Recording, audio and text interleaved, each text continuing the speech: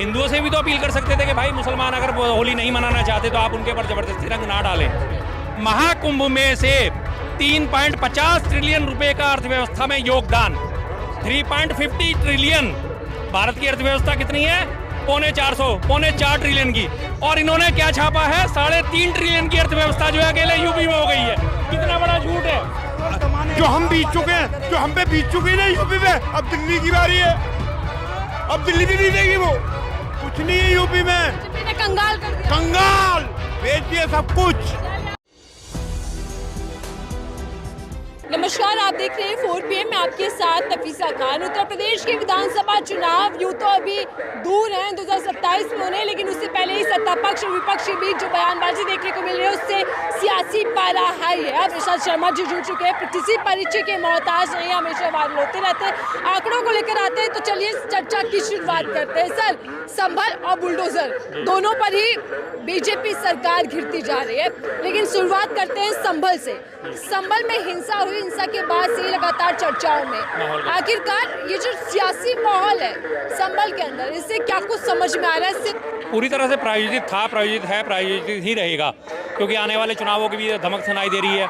25 शुरू हो गया, 27 में चुनाव हो ही जाएंगे। मार्च में लगभग 2 साल ही बचे हैं, मार्च के आसपास ही फरवरी या मार्च में चुनाव आहूत हैं। तो इसलिए ध्रुवीकरण की राजनीति अभी से उन्होंने शुरू कर दी गई है। अब वहाँ के CEO अनुज चौधरी है, उन्होंने बयान दिया कि अगर मुसलमानों को तकलीफ है तो वो अपने घर में रहें। भाई, इस बयान को आप दूसरे तरीके से भी तो दे सकते थे, हिंदुओं से भी तो अपील कर सकते थे कि भाई मुसलमान अगर होली नहीं मनाना चाहते तो आप उनके ऊपर जबरदस्ती रंग ना डालें। सीधी सी बात है, कहने का तरीका होता है। लेकिन उन्होंने कहा क्या, टारगेट क्या करा गया? उन्होंने पहले बोल दिया मुसलमानों तकलीफ है तो अंदर रह जाना। जुम्मा तो साल में 52 बार आता है, लेकिन होली 1 बार आती है। बिल्कुल हम सहमत है कि जुम्मा हर 52 बार आता है और होली 1 बार आती है, लेकिन कहने के तरीके भी तो होते हैं।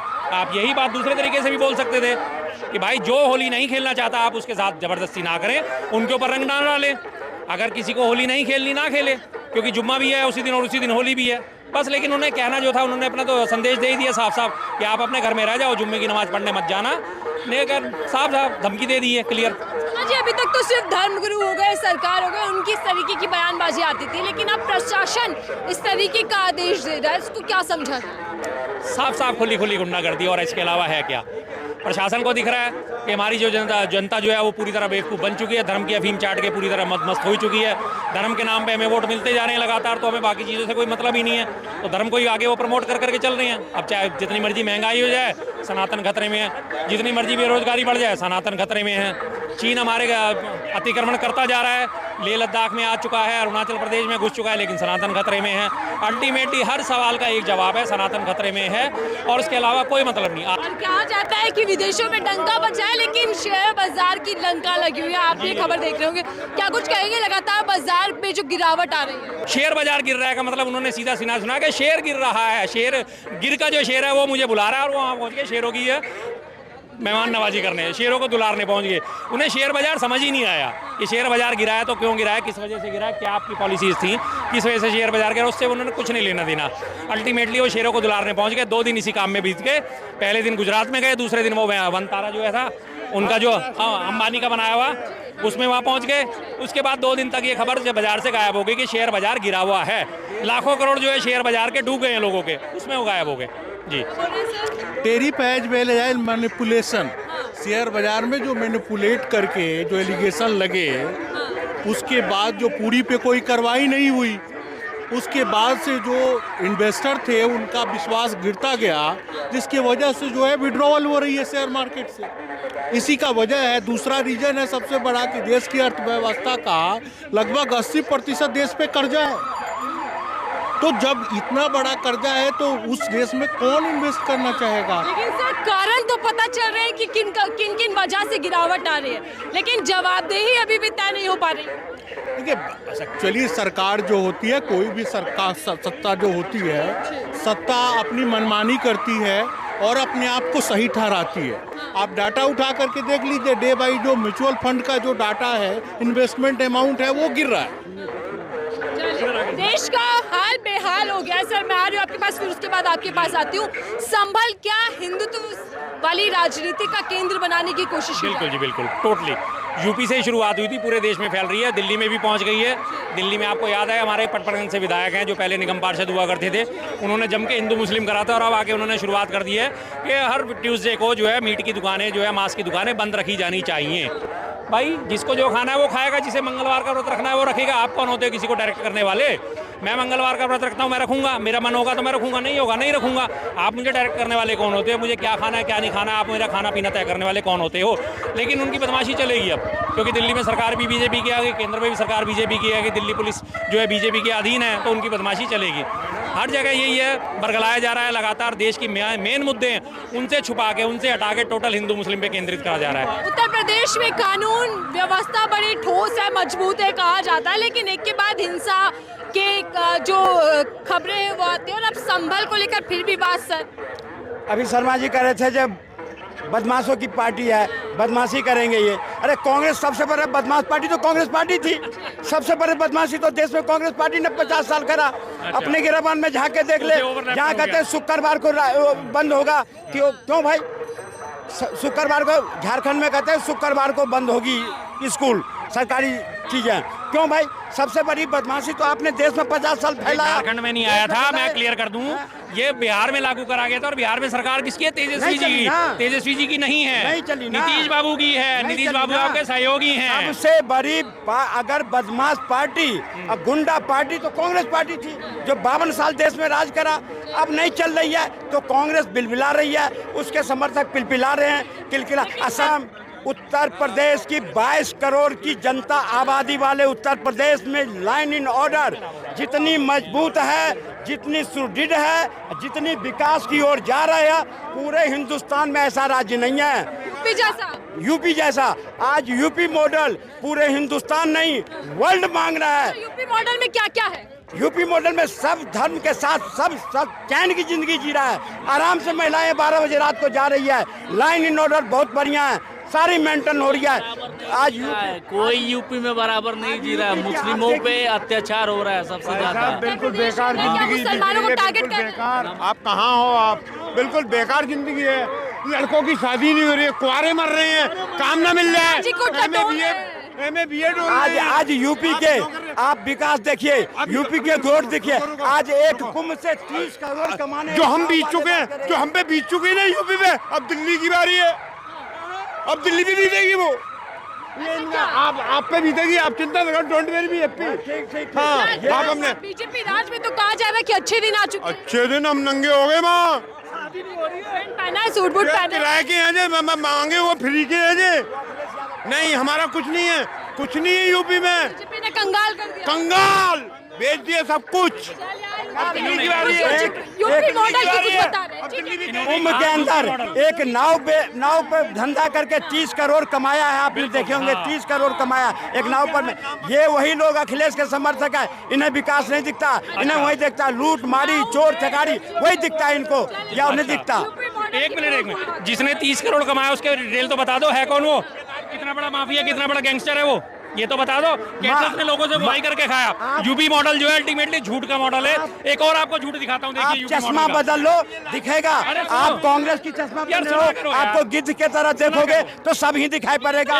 सामने आ रही है कि वो माफिया है। की तरफ नजर आएगा। सुनिए, अब आराम से करो यार।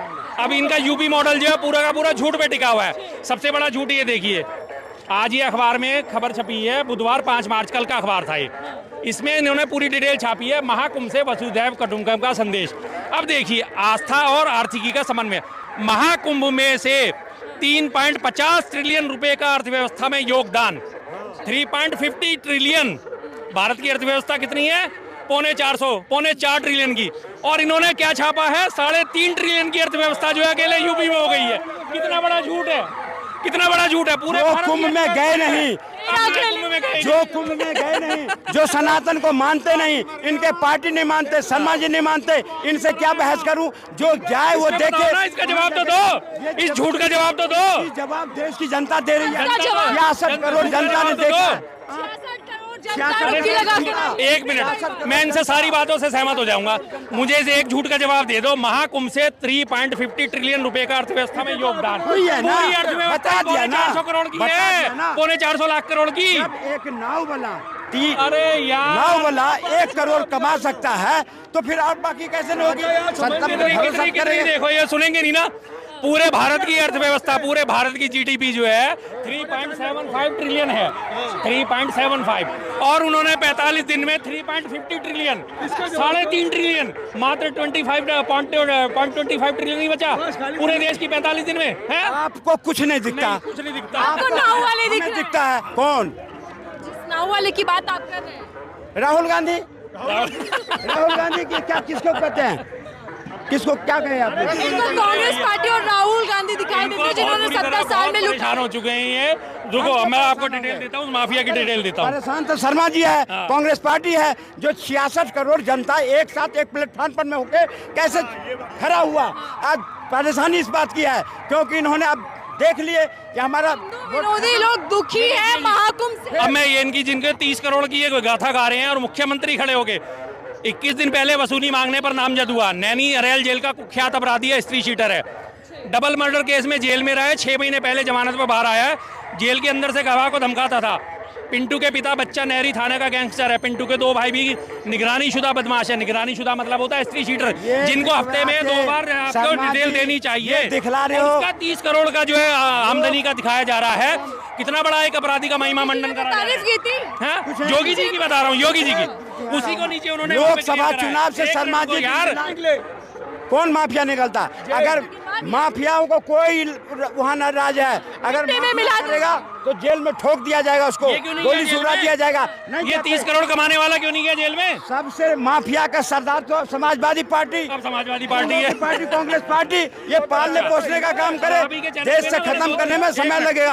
और तीसरी बार भी योगी चुन के आएगा उत्तर प्रदेश में और मोदी भी देश में आएगा। क्या तीसरी बार सरकार बनाने के लिए संभल को टारगेट किया जा रहा है?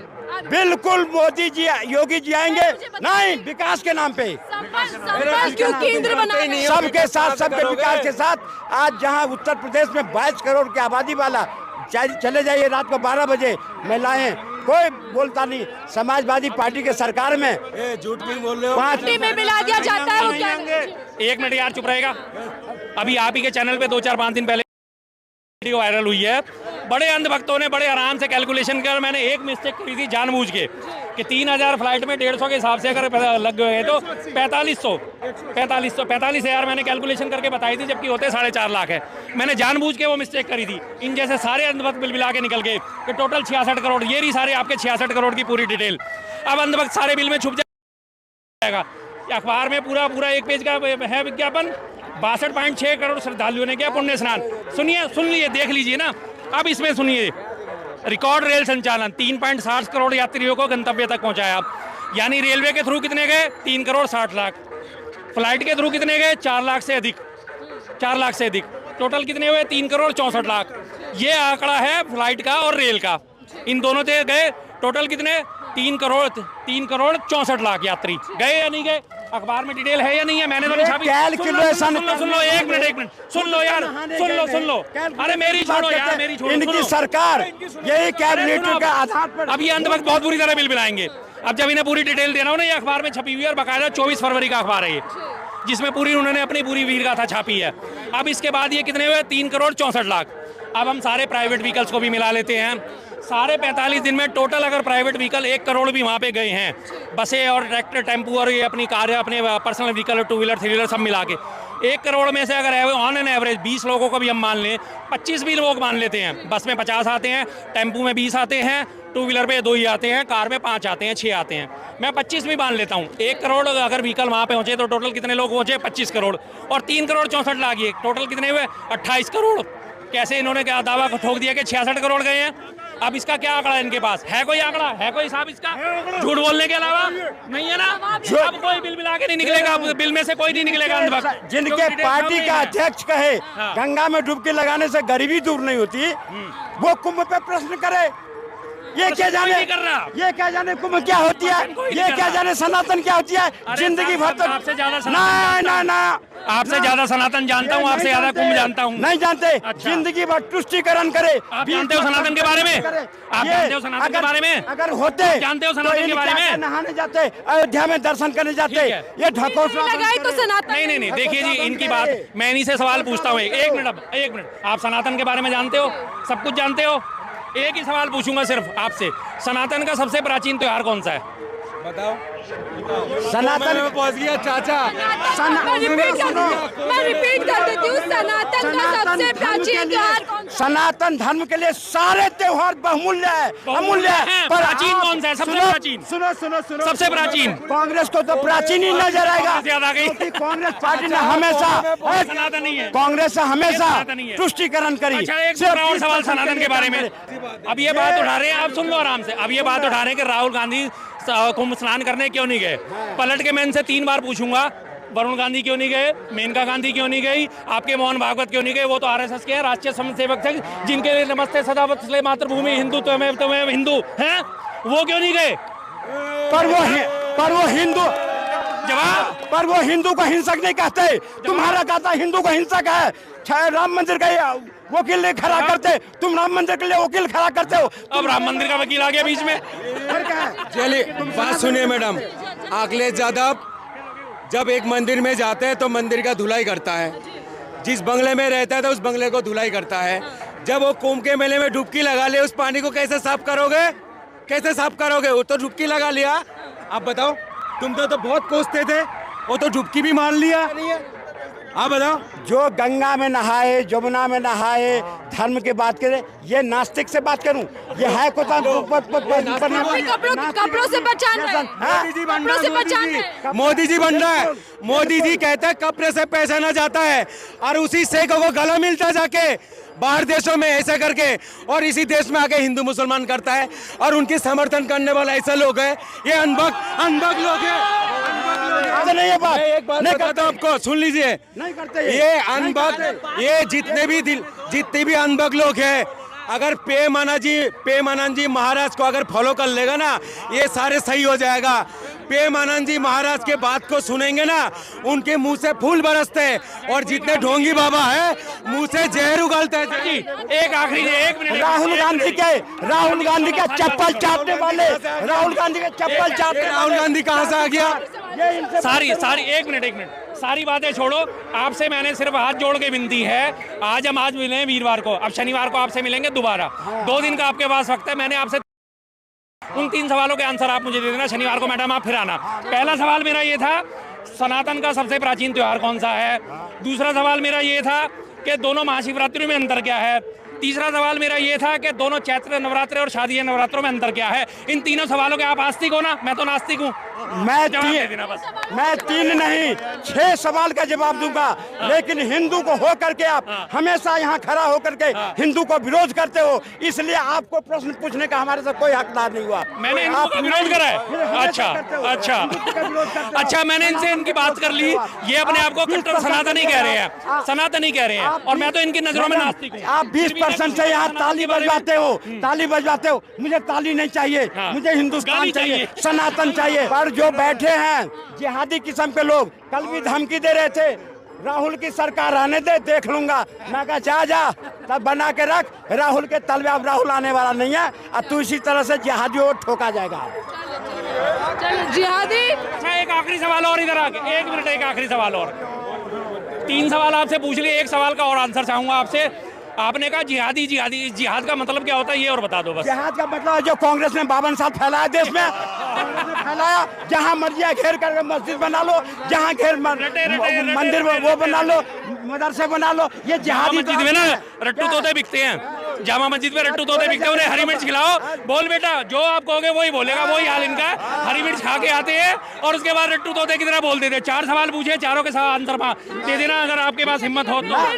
जनता मेरे साथ थी और जनता के बीच जा रही थी कि आखिरकार असल मुद्दों को लेकर जनता के बीच क्या चर्चाएं हैं, और क्या उत्तर प्रदेश के अंदर केवल और केवल मजहबी रंग देने की कोशिश यूपी की सरकार कर रही है। क्योंकि चुनाव दूर है, लेकिन सियासी पाला हाई है, और इसीलिए संबल या बाकी मुद्दों को बुनाने की कोशिश लगातार की जा रही है। इस रिपोर्ट को लेकर आपकी राय क्या जरूर साझा कीजिएगा। देखते रहिए 4 PM। मैं थी आपके साथ नफीसा खान।